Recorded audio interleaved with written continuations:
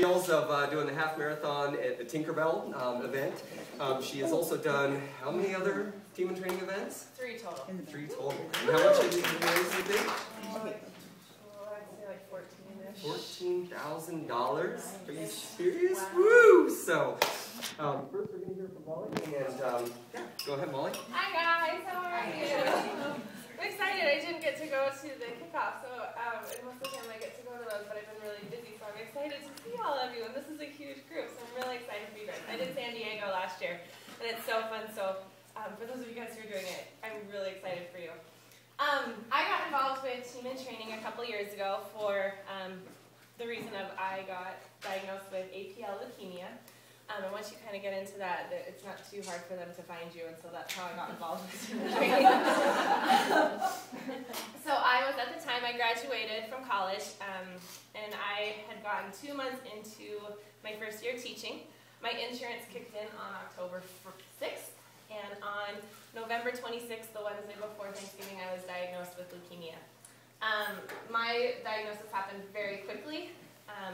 I remember going up to the BSU Vandal game in Moscow, and I remember showing some of my best friends all these bruises on my legs, and I was like, look at what a klutz I am. Isn't this hilarious? And it ended up that about 2 weeks later, it got to the point that I went in, I thought I might have anemia, which I did, and a few other issues going on at the same time. But very quickly, my blood counts plummeted. With my type of leukemia, what is the big concerns is, one, that your platelets will drop, which are your clotting factors, and then your white blood cell count and your neutrophils, which is basically your immune system, plummets also.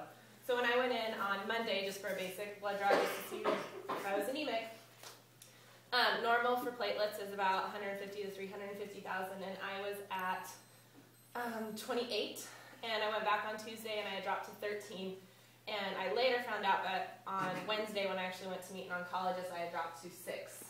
And at 10 is when you can start having spontaneous brain hemorrhages and things like that. And so if I wouldn't have gone in, I was probably about a week out, which was really scary for me because I felt fine. I remember raking a bag of leaves the Sunday before all this and thinking like, wow, I've got to pull it together. We have got to get to the gym.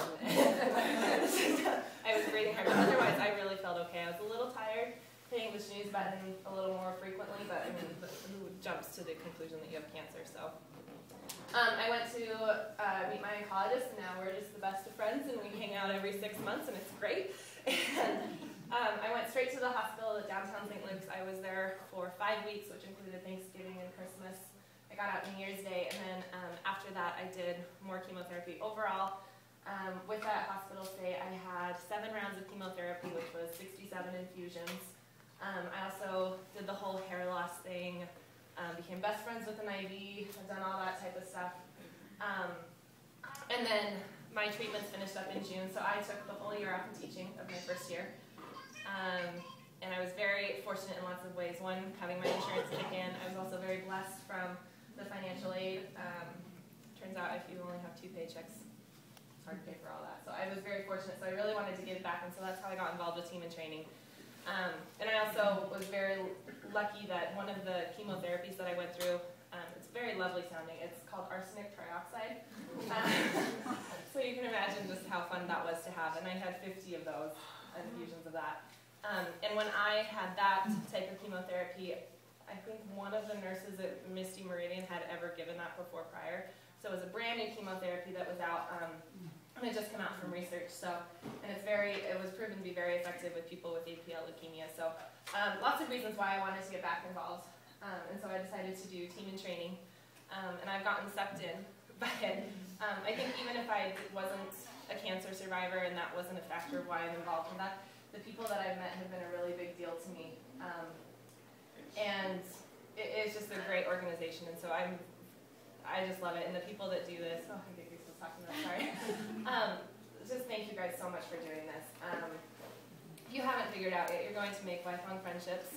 You're going to meet people who have other cancer stories. If you haven't yet, sadly someday you probably will. And it's just so great to give back because it really does make a difference.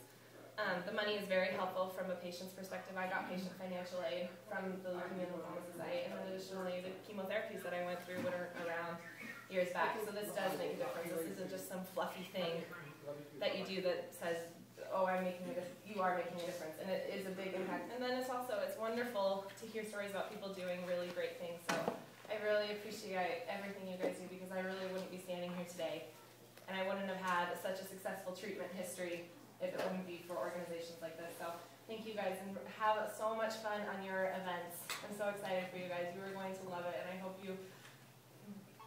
just hope you get hooked and you just love it, because it's such a great organization. So thank you guys so much.